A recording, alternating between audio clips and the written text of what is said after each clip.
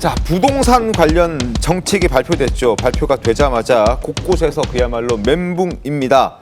자금력이 부족한 2030은 물론이고요. 그리고 열심히 맞벌이해서 어떻게든 내 집 마련하고 그리고 조금이라도 더 좋은 곳에 가고자 하는 3040들의 어떤 꿈까지 짓밟아 버렸다라는 그런 지적도 나오고 있습니다. 정부의 첫 부동산 대책.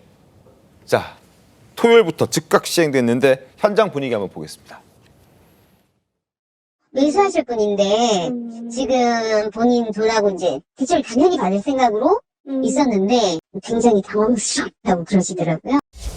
만약에 찬물 끼얹어서 이제 어려워요. 대출이 안 되고 집을 6개월 안에 팔아야 되니까.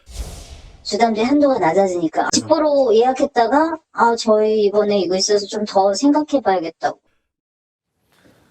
자, 이번 대책을 통해서 이제 대출은 그 지역이 어디에 있든 아파트 값이 얼마든 뭐 20억짜리든 10억짜리든 6억짜리든 30억짜리든 그냥 우리는 대출을 6억만 받을 수 있게 됐습니다.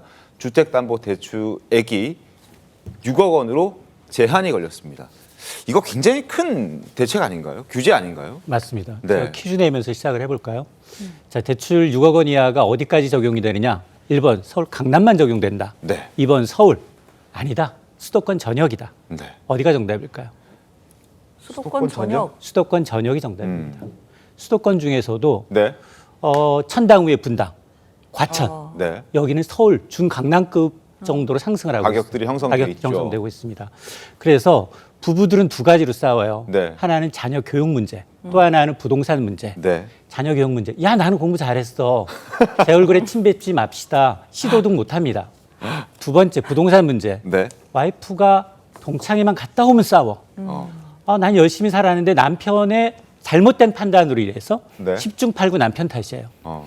아내분들은 그 지역의 스카이 진학률, 일타 강사가 어디에 있는지 네. 주간 아파트 동향 다 꿰뚫고 있습니다.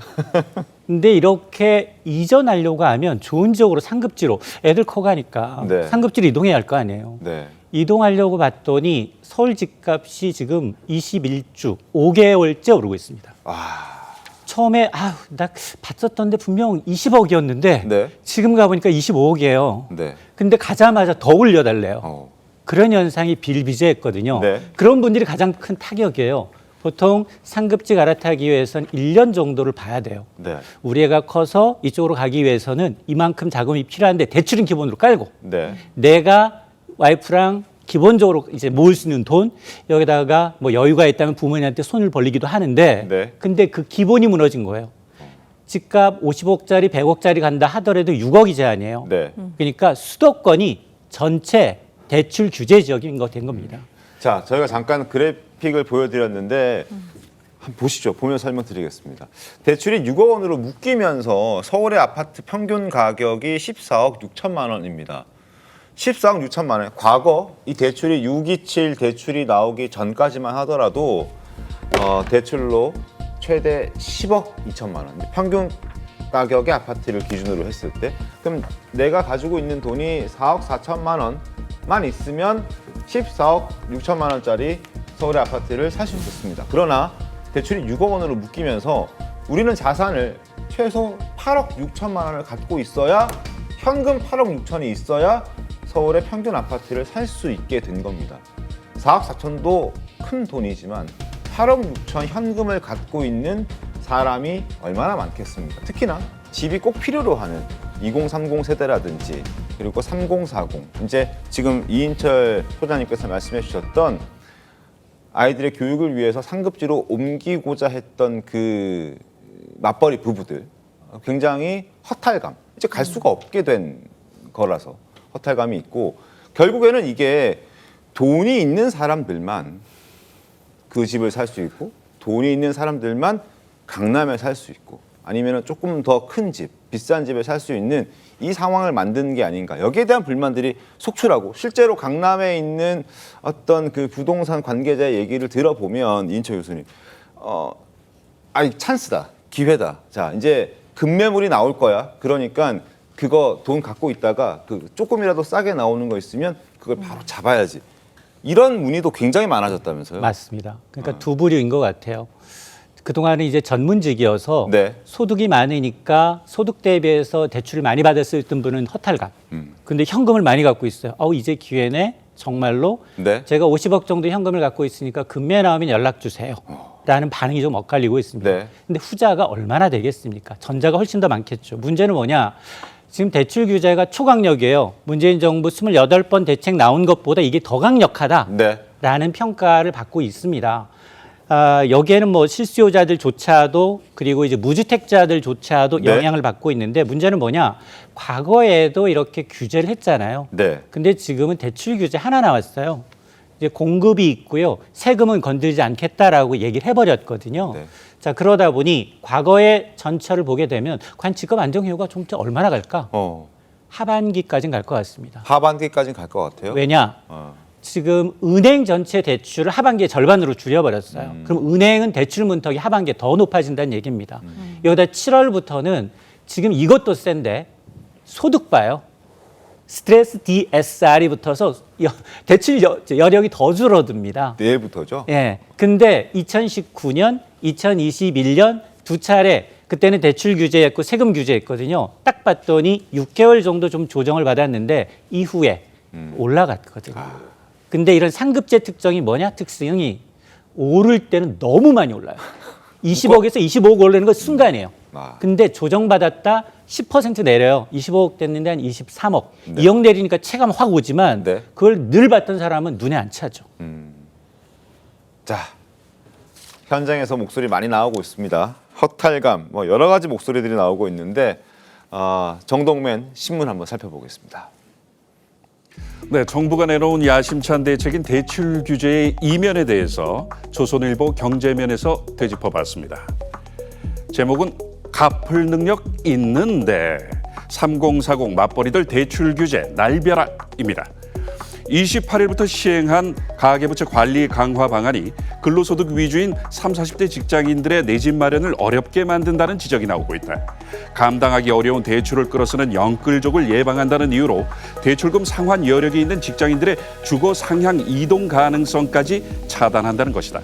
결국 고가 아파트 시장 진입을 어렵게 만들어 이른바 금수저라는 상류층의 부동산 구매만 수월하게 하는 결과를 낳을 수 있다는 우려가 나온다.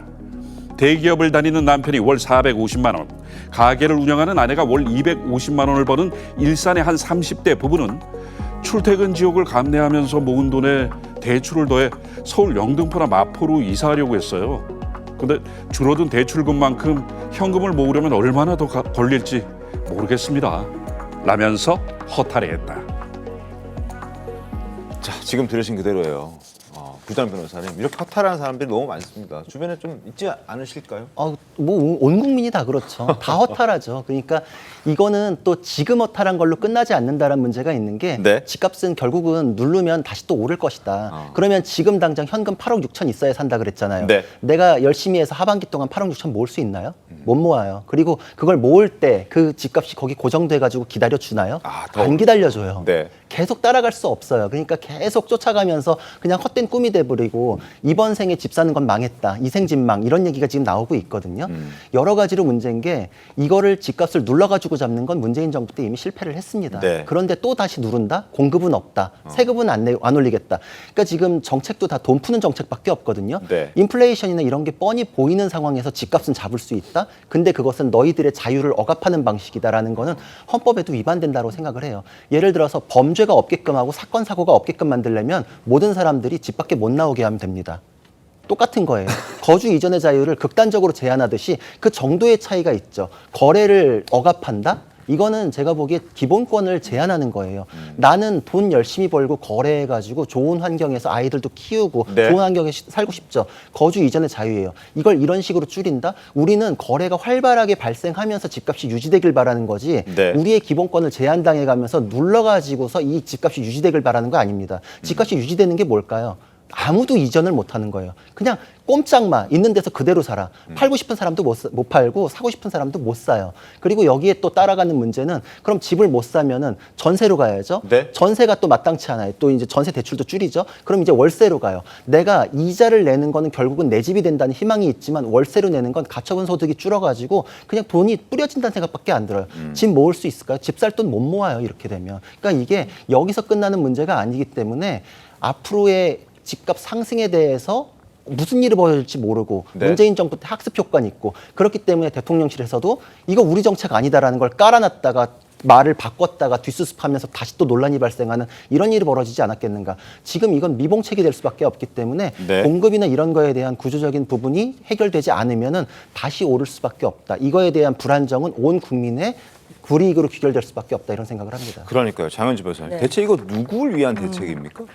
글쎄요, 특히 부동산 전쟁만큼은 모든 사람이 100% 만족하는 정책이 나오긴 정말 어려운 것 같아요. 네. 국가의 정책이라는 것이 다 그렇겠지만 특히 부동산 정책 같은 경우에는 상당히 복합적인 요소들이 작용하는 그런 또 시장에 또 그런 논리들이 있기 때문에 정책을 입안하는 과정 속에서도 또 정부 입장에서도 고려할 부분들이 상당히 많다고 봐야 될 텐데요. 네. 특히 부동산 정책과 관련해서는 우리가 그동안에 세 가지 방향이 있었어요. 그러니까 세금을 올려서 그러니까 세금으로 부동산 가격을 잡는 부분들이 있었고 그리고 공급을 늘리는 부분, 물론 이 부분은 좀 중장기적으로 봐야 될 것 같고요. 네. 또 한 가지는 대출을 조이는 것이었는데 이번에는 결국 대출을 조이는 것, 이 부분에 집중한 정책으로 좀 봐야 될 것 같습니다. 그런데 사실 주담대 6억, 이 부분이 너무 과도하다라는 이야기도 있지만요. 또 반전으로 봐서 6억 정도를 빌려서 사실상 이 대출 이자를 내면서 집을 살 수 있는 사람도 몇이나 되겠냐 이런 얘기도 나오거든요.